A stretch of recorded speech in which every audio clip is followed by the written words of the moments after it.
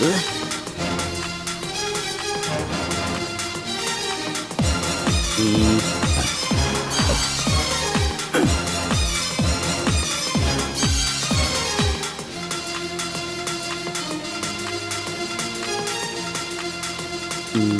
നോട്ടം പോകുന്നില്ലേ? ഉണ്ട് പാസ്റ്റർ. ഞാൻ വിചാരിച്ചു നീ വല്ല പ്രച്ഛന്ന വേഷം എടുത്തിട്ടും പോയിരിക്കും.